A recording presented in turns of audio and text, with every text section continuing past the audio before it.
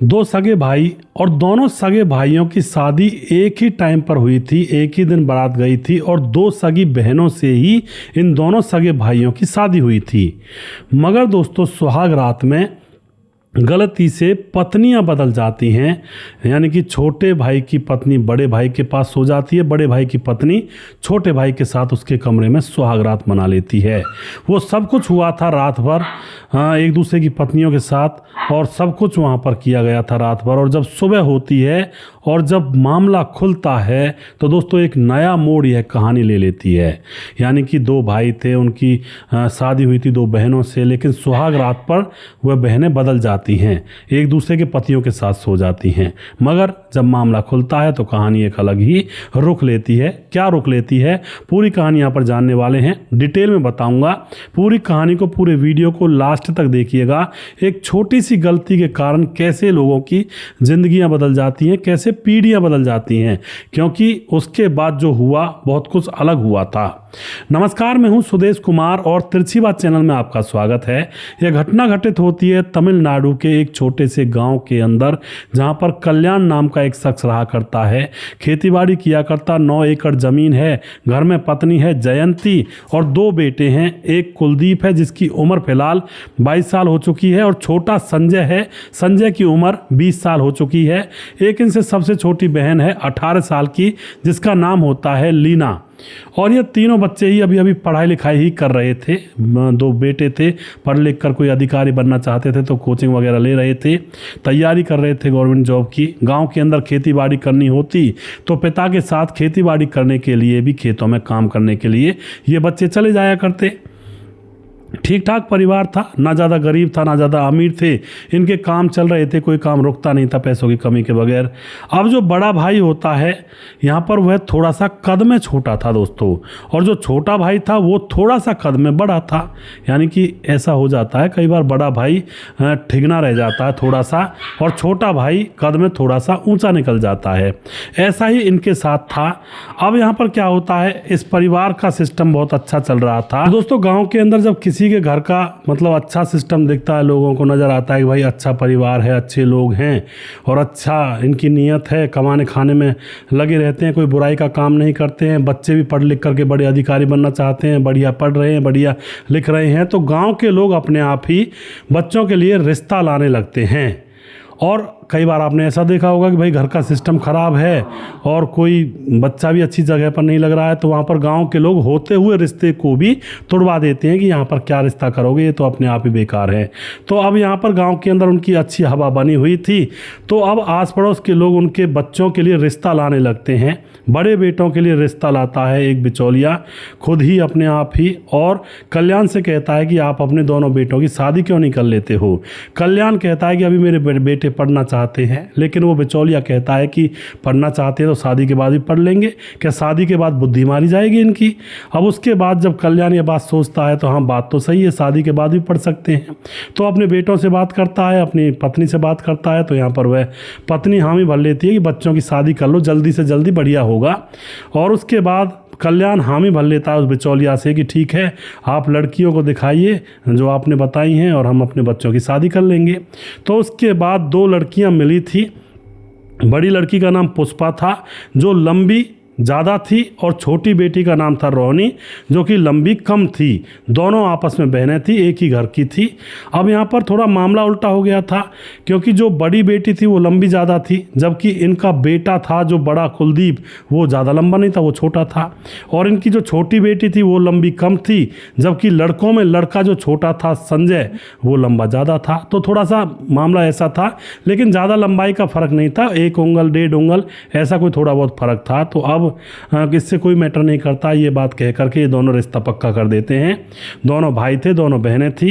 अब पहले तो जो कल्याण होता है वह कहता है कि अभी शादी बाद में करेंगे और रिश्ता कर लेते हैं, सगाई कर लेते हैं। पर जो बिचौलिया होता है वह कहता है कि अरे साहब, आप रिश्ता इतना लंबा खींचोगे तो बीच में टूट जाएगा, कोई और बात बन जाएगी, कोई और लड़के इनको मिल गए तो वो शादी कर लेंगे, और आपको कोई और लड़की मिल गई तो आपका मन बदलेगा, आप शादी करने के लिए डोलोगे, तो रिश्ता लंबा मत खींचो, आप शादी ही कर लो।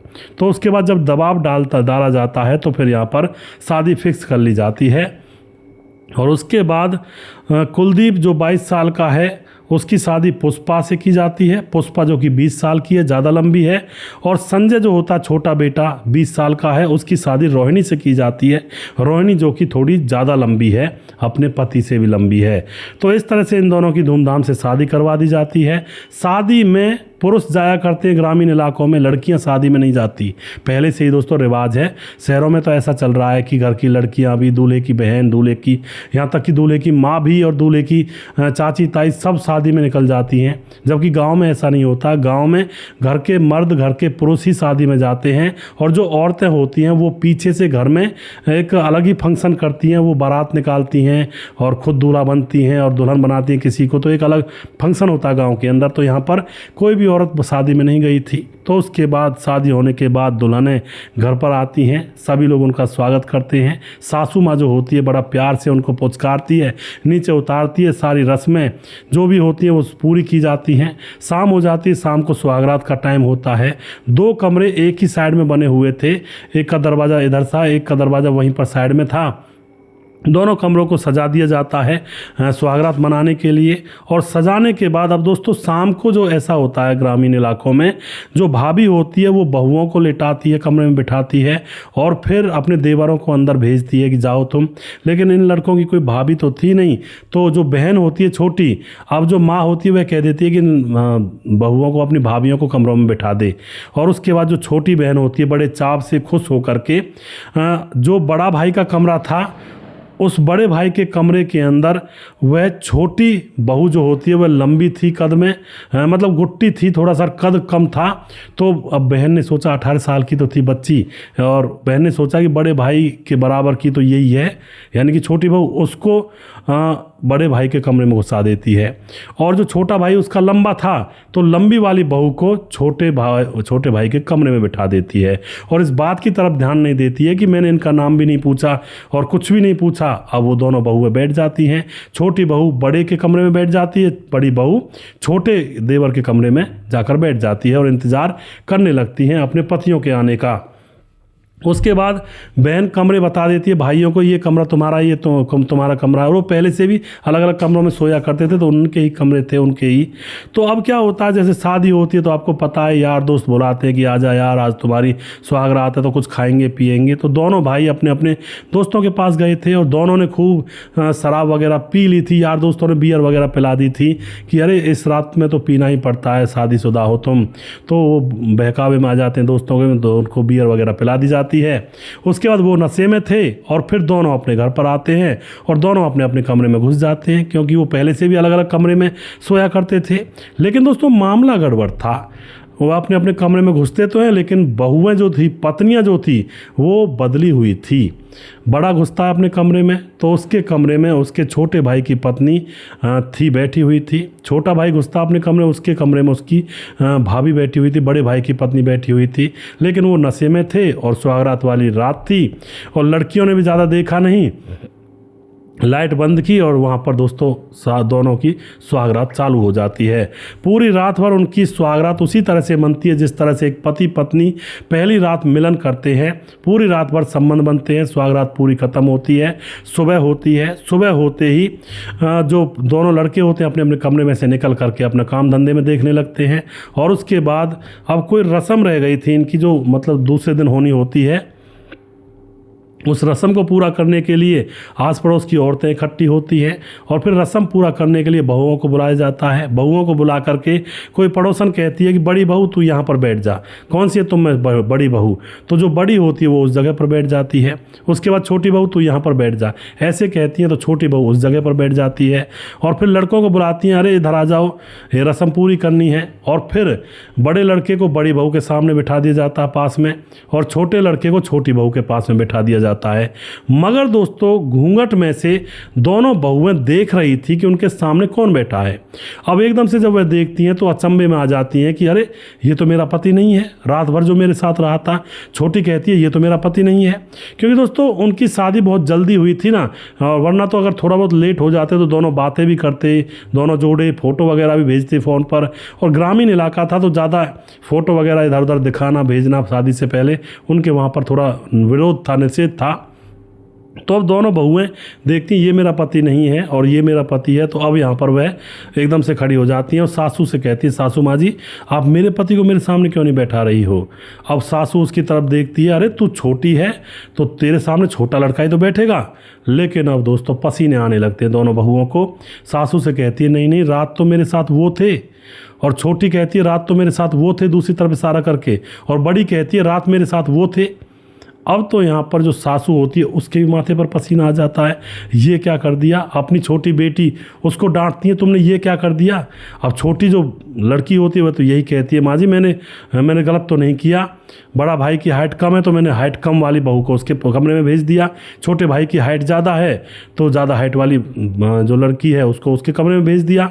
अब तो वह सारी अड़ोस पड़ोस की कुछ लोग तो मज़े लेने लगते हैं कि ये क्या कर दिया तुमने अपने घर में, हंसने लगती हैं औरतें। लेकिन सास का चेहरा उतर जाता है, बहुओं का चेहरा उतर जाता है, और इधर लड़कों को भी जब पता लगता है कि हमने क्या कांड कर दिया, एक दूसरे की पत्नियों के साथ सुहागरात मना ली, वो भी परेशान हैरान एकदम से खड़े हो जाते हैं।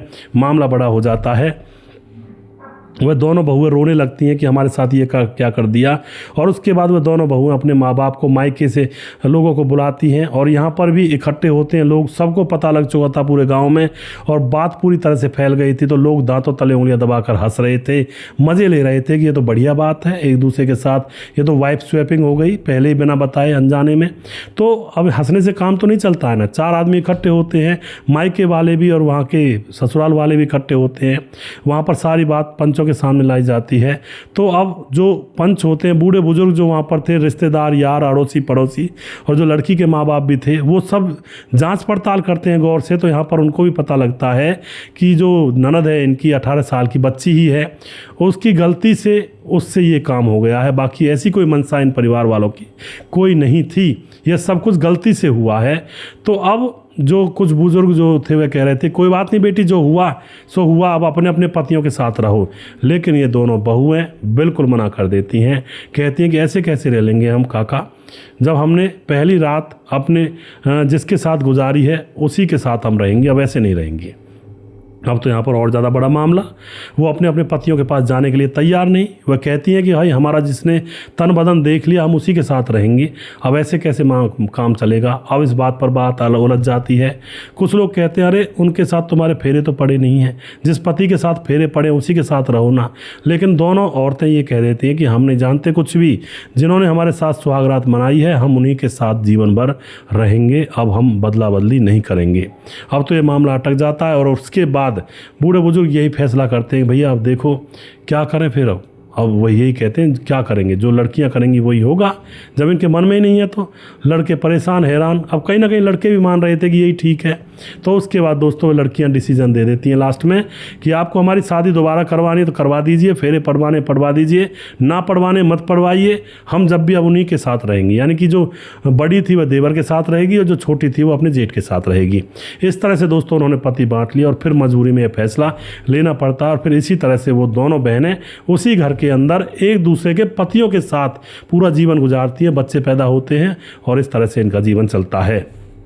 तो दोस्तों ऐसे छोटी सी गलती के कारण इनका पूरा खानदान बदल गया, क्योंकि जो बड़ी है वो बड़े के साथ रहती तो बच्चे होते और ही टाइप के होते, और छोटी है छोटी के साथ रहती और टाइप के बच्चे होते। लेकिन अब छोटी जेठ के साथ है तो और टाइप के बच्चे होंगे, और तो बदल गया ना खानदान पूरा। आगे जब वंश वेल चलेगी तो अटपटे नामों से बुलाया जाएगा, इस तरह से हो जाता है। तो ऐसा मामला हुआ था तमिलनाडु के एक गांव के अंदर, और ऐसे ऐसे मामले हो जाते हैं। हालांकि यहाँ पर वो चाहती तो अपने अपने पतियों के साथ रह सकती थी, लेकिन उन्होंने फैसला यही किया कि जिस इंसान ने हमारे जिस्म को देखा है हम उसी की हो गई पहली रात, हम अब उसके साथ नहीं जाएंगे। और एक जगह और हुआ था ये मामला दोस्तों, वहाँ पर तो वो पत्नियाँ अपने पतियों के साथ हो जाती हैं, वो भी गलती से ही हुआ था। वहाँ पर मतलब संबंध वाइफ अदला बदली जब हो जाती हैं उसके संबंध बन जाते हैं, लेकिन फिर उसके बाद अपने अपने पतियों के साथ हो जाती हैं। उस दूसरे मामले में उस कहानी को भी मैं लेकर आऊँगा किसी दिन जब फुर्सत होगी, लेकिन इसमें ऐसा नहीं होता, इसमें वो उन्हीं को अपना पति मान लेती हैं। तो आपको यह वाक़या कैसा लगा अपनी राय कमेंट बॉक्स में लिखा ज़रूर करें, क्योंकि इन वीडियो से बहुत कुछ सीखने को मिलता है। और अब इस कहानी से सीखने को ये मिलेगा, भैया अगर ऐसे दो लड़कों की शादी एक साथ हो तो किसी समझदार को ये काम सौंपना चाहिए, कमरों की सजावट और किस लड़की को किस कमरे में भेजना है, और ये चीज़ें समझदार के लिए होती हैं। वो लड़की थी और वो भी समझ नहीं पाई, उसका भी कोई ऐसा उद्देश्य नहीं था। वो बेचारी बड़ी भाभी है तो बड़े भैया के साथ रहेगी, छोटी मतलब जो हाइट में कम है तो बड़ा भैया भी हाइट में कम है तो उसकी पत्नी है, छोटा भैया हाइट में ज़्यादा है तो जो हाइट में कम है बड़ी वो उसकी पत्नी है। वो इस तरह से बेचारी समझ गई और गलती से ये कांड कर बैठी। तो दोस्तों वीडियो के लास्ट में कुछ भाइयों के नाम जरूर लेना चाहूँगा। हमारे साथ हैं धीरज बनवाल, पहले सोना बाबू सोना, उसके बाद जान से हाथ धोना। कब सीखेंगे लोग, जब अपने घर में होगा तब सीखेंगे। जी बिल्कुल धीरज भाई। समाधान पाटिल जलगांव महाराज से कमेंट करते हैं। और उसके बाद लोकेश नागर कमेंट करते हैं रेलवे जिला बारा राजस्थान से। मुकेश कुमार यूपी तरासी से। शरद कुमार कमेंट करते हैं। भरत तिवारी कमेंट करते हैं। गणेश सोनी हैं। प्रवीण बघेल से पुरी से। सुजीत कुमार कमेंट करते हैं। ताराचंद शर्मा जो कि राम गुसाई हमारे भाई हैं, लगातार कमेंट करते हैं। पुष्पा सिंह कमेंट करती हैं। मुनुल श्रीवास्तव जी लगातार गोपालगंज बिहार 28 वार्ड नंबर 23 से कमेंट करते हैं। देवेंद्र कुमार कमेंट करते हैं फरीदाबाद से। सूरज डीओ फिजी से कमेंट करते हैं, भाई का बहुत बहुत धन्यवाद करता हूं। और उसके बाद हमारे साथ हैं सूरज डीओ के बाद मोनू जैन लगातार कमेंट करते हैं, भाई का बहुत बहुत धन्यवाद करता हूं। JS पांडे नेपाल से कमेंट करते हैं, बहुत दिनों से गायब थे। उसके बाद वनराज नामदेव कोहली कमेंट करते हैं। नीतीश पासवान बोध गोगिरडी झारखंड से कमेंट करते हैं। दयाशंकर सिंह राजपूत ठाकुर यूपी 43 गोंडा से। रामलाल कुशवाहा जिला विदिशा पुरानिया बिहार से। रवि प्रकाश कमेंट करते हैं। शौकत अली दिल्ली से। कालीचरण उड़ीसा से, फिलहाल गोवा में रहते हैं। प्रवीण चौधरी राजस्थान से हैं। सैफुल मलिक कमेंट करते हैं। राम थापा नेपाल से। राम बहादुर सिंह रायगढ़ छत्तीसगढ़ से। बोलाई दास झारखंड से। खेमराज गुज्जर चट्टी जीबी नगर यूपी 16 से। श्यामलाल चौधरी नौका बीकानेर राजस्थान से। राम मोहम्मद यासीन लाहौर पाकिस्तान से। राधेश्याम शर्मा सिरसी जयपुर राजस्थान से। राजकिशोर चौरसिया महाबलेश्वर महाराज से। छगनदास खारडाबाद राजस्थान से। दुर्योधन भाई लगातार कमेंट करते हैं। और सुशील चौधरी हमारे भाई लगातार कमेंट करते हैं। ताजिल अहमद हमारे भाई ऑस्ट्रेलिया से कमेंट करती हैं, बहुत बहुत सपोर्ट करती हैं हमें, बहुत बहुत धन्यवाद करते हैं बहन आपका। और अभी भी जिस भाई का नाम रह गया उस भाई का नाम अगले वीडियो में जरूर लूँगा। अगला वीडियो बहुत जल्दी फिर से लेकर आऊँगा। तब तक आप खुश रहें, सावधान रहें। जय हिंद, जय भारत।